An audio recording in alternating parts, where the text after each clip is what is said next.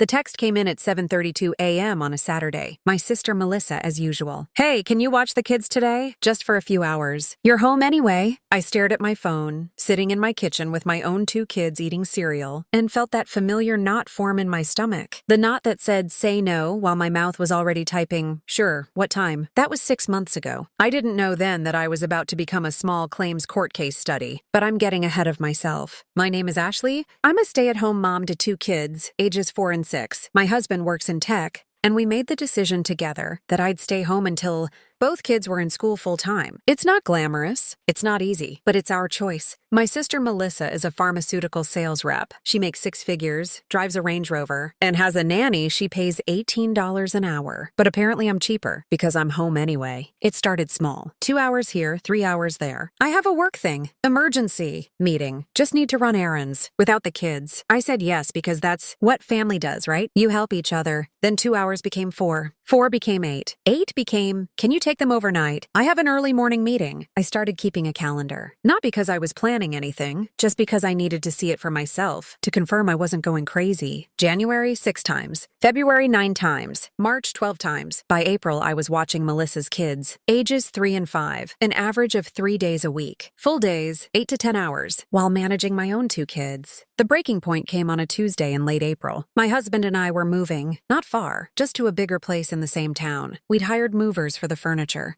but we needed help with boxes, organizing the small stuff. I called Melissa. Hey, I know this is last minute, but we're moving on Saturday. Could you help for a few hours? Just packing and, Ashley, I can't just drop everything. I have plans. I know, but I've helped you so many times. That's different. You're home anyway. I actually work. I don't work for free, you know. She said it so casually, like it was obvious, like my time had no value because I didn't collect a paycheck. I sat there after she hung up, staring at my phone. And something in me just snapped. I opened a spreadsheet. I went back through my calendar and listed every single babysitting session. Date, time in, time out, number of children. Then I researched the going rate for childcare in our area. The average was $15 per hour per child. I did the math. 6 months. 287 hours. 2 children. Age 6, 10 dear. But that was just the basic rate. I'd done overnights. Those cost more. I'd handled sick kids. That's hazard pay.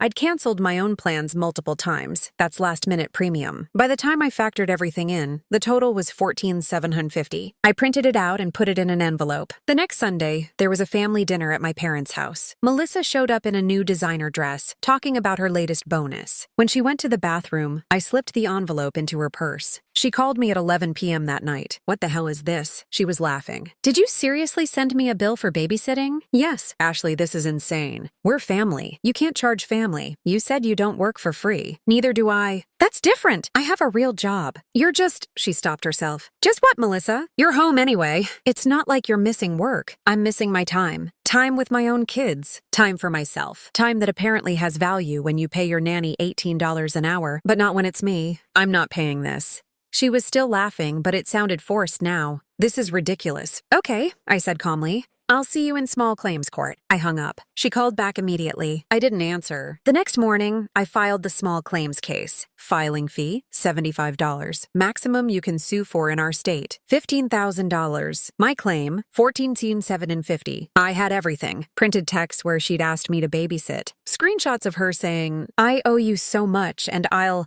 make this up to you. Detailed log with dates and times. Photos of my calendar. Witness statements from my husband and a neighbor who'd seen me with all 4 kids multiple times. I even had a text from February where she'd said, you're literally saving me thousands in childcare. I'll pay you back somehow. Somehow. She'd said she'd pay me back somehow. Melissa didn't take it seriously until the court summons arrived. Then she called my mother. My mother called me, Ashley, what are you doing? You're tearing this family apart over money? I'm not tearing anything apart. I'm asking to be paid for 6 months of full-time childcare. But she's your sister, and I'm her sister. That didn't stop her from using me like an unpaid employee. She said she'll just forget the whole thing. Drop the case and move on. No, she pays 50% now, $73.75, and we're even. Or I'll see her in court and get the full amount plus court fees. Silence. You've changed, my mother said quietly. No, I replied. I just stopped letting people treat my time as worthless. Melissa paid. Venmo transfer, $73.75s with the note, for babysitting. Happy now? I was. Until the next family gathering. It was my nephew's birthday party. I almost didn't go, but my kids wanted to see their cousins. I should have trusted my instincts. Melissa was holding court in the kitchen, surrounded by aunts and cousins. I heard my name and stopped in the hallway. I mean, can you believe it? Melissa was saying. She actually took me to court over babysitting. Her own sister. She's nickel and diming family. It's honestly sad. Murmurs of agreement. I only paid her to keep the peace, Melissa continued, but charging family for favors? That's not how we were raised. I walked into the kitchen. Every head turned. You're right, I said calmly. That's not how we were raised. We were raised to help each other, to respect each other, to value each other's time. Melissa's face flushed. I did value. I pulled out my phone and pressed play. My voice. Can you help us move on Saturday? Melissa's voice. I don't work for free, you know. The room went silent. I played the next one. Melissa's voice. You're literally saving me thousands in childcare.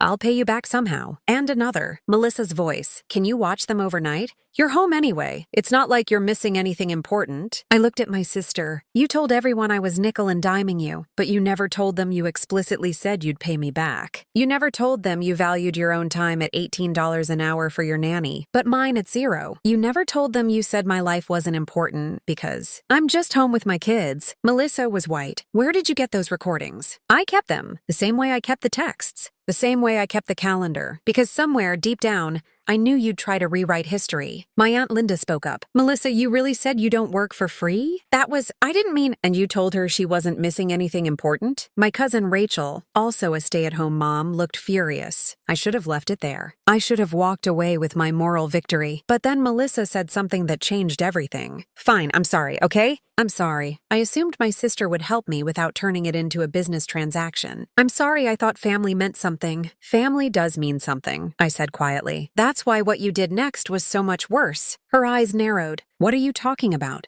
I got an interesting letter from the IRS 3 weeks ago. Seems there was a discrepancy on my taxes. Someone claimed me as a dependent. Someone claimed childcare credits for my kids. The color drained from Melissa's face. Want to know how I figured out it was you? The amount. $3,000 in childcare credits? For watching my kids, Melissa. You claimed you paid me to watch my own children, took the tax credit and never paid me a dime. My mother gasped. Melissa, you didn't. I thought the tax guy said I could claim. You committed tax fraud, I said flatly. You fraudulently claimed childcare expenses you never paid for children that aren't yours, listing your sister as the provider without her knowledge or consent. Ashley, please. I reported it to the IRS last week. They're very interested in discussing your creative accounting. The room erupted. My mother was yelling. My aunt was demanding explanations. Melissa was crying, saying it was a mistake. Her tax preparer's fault. She didn't understand what she was signing. I walked out, got my kids, left. 3 days later, Melissa showed up at my house. Her Range Rover looked somehow smaller in my driveway. I'm being audited, she said without preamble. 3 years of returns. They're talking about penalties, possibly fraud charges. Okay, I could lose my job. If I have a fraud conviction, you should have thought about that before you committed fraud. Ashley, please. I'll pay you whatever you want. The full $14,750 plus the $3,000 plus, I'll pay you $20,000. Right now, if you call the IRS and tell them it was a misunderstanding. I looked at my sister, really looked at her. The designer clothes. The manicured nails, the desperation in her eyes that came from finally facing consequences. No. What? You didn't just steal money from me, Melissa. You stole my time, my labor, my worth as a person. You looked at my life and decided it had no value because there wasn't a paycheck attached to it. And when I asked for basic respect, you tried to make me the villain. I know, I'm sorry. I really am. Maybe you are. But sorry doesn't fix fraud. Sorry doesn't give me back 6 months of my life. Sorry doesn't undo telling our entire family that I'm petty for, wanting to be paid for nearly 300 hours of work. Melissa left. I don't know what happened with the IRS investigation. We don't talk anymore. My mother thinks I went too far. Some of my aunts agree. Others have quietly reached out to tell me they're proud of me for standing up for myself. I'm back to my regular life now. Stay-at-home mom, volunteer at the school. Grocery shopping, laundry, homework help, the invisible labor that keeps a family running. But now when someone says, you're home anyway, I smile and say, yes, I am. My rate is $15 an hour per child. Let me know if you'd like to book. No one's asked me to babysit for free since. The $73.75 Melissa paid me, I put it in a college fund for my kids. Every time I see the balance, I remember that my time has value. My work has value. I have value, even if I never collect a paycheck, especially then.